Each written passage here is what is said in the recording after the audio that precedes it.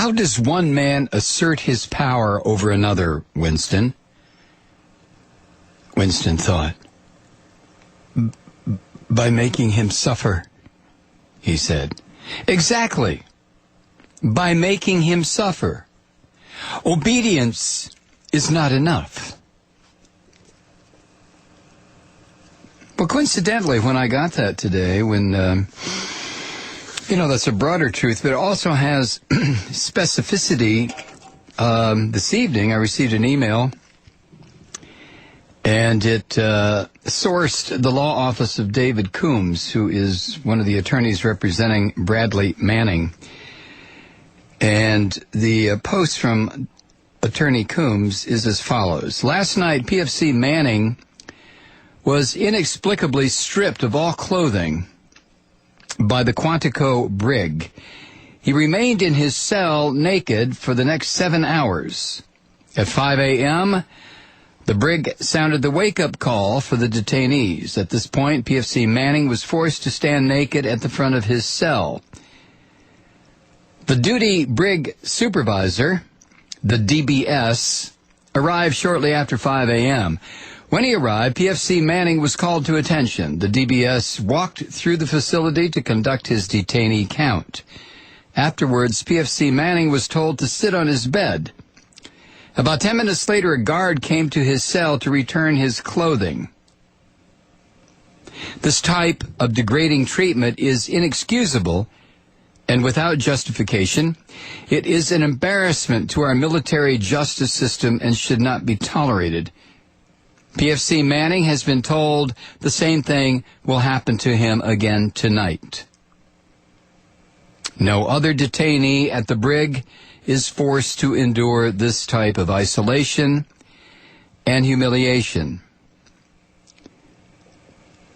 Posted by Army Court Martial Defense Specialist at 4:53 p.m. 03 March 2011. The quote again, it's Winston Smith and O'Brien talking. How does one man assert his power over another, Winston? Winston thought. By making him suffer, he said. Exactly. By making him suffer. Obedience is not enough. What is being done to Bradley Manning is an outrage. And I think it shows, for once and for all, the dishonor of the United States military. The absolute dishonor of the United States military.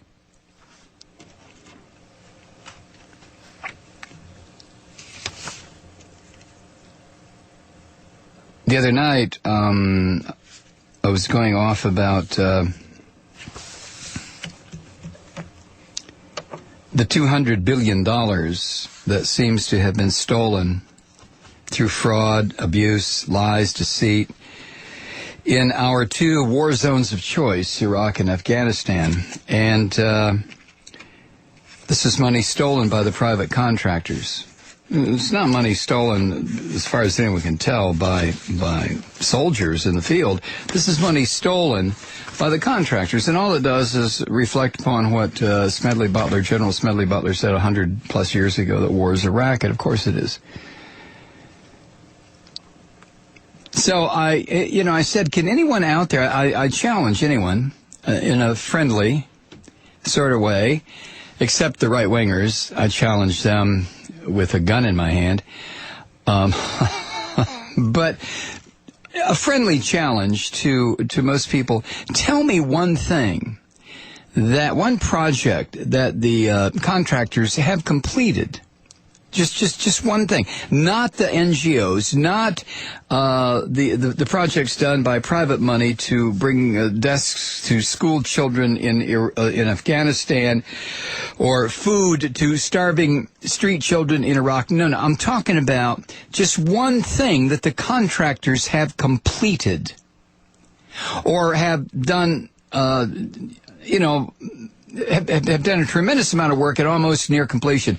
Well, I got one email One, from Teresa.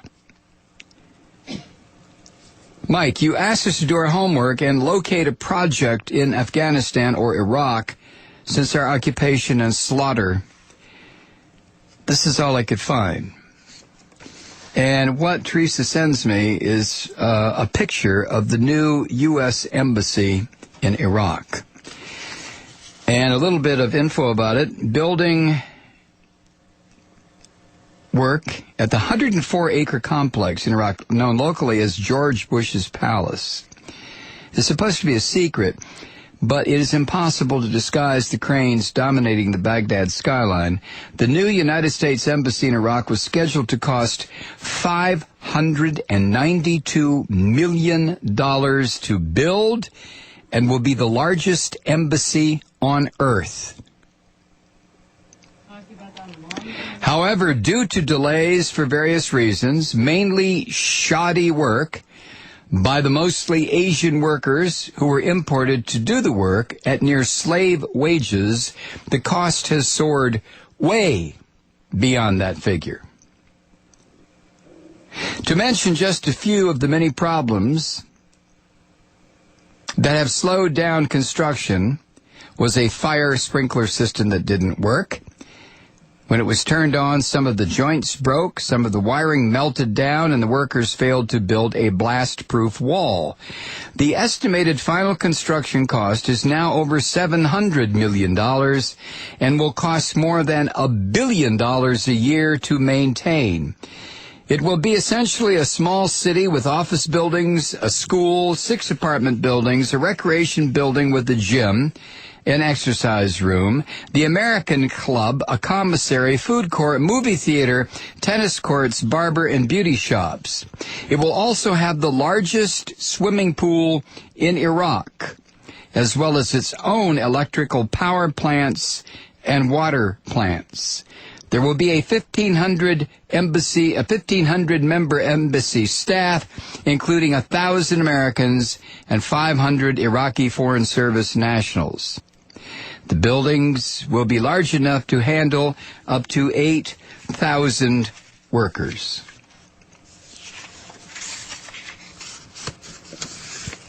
U.S. Embassy, Iraq, you can probably find a picture of it. Astonishing. $1 billion for an embassy in Iraq. And didn't the Bush crime family make great sport and mockery of the lavish living quarters of Saddam Hussein? What do you think the people in Iraq think of this? They call it George Bush's Palace. Of course, Barack Obama will be the one to inherit it, and I guess he will pass it on to whomever succeeds him. But what do you think the Iraqi people think of this? $700 million. It'll never be completed for that amount. It'll go over $1 billion, maybe $1.5 billion. Jesus, God.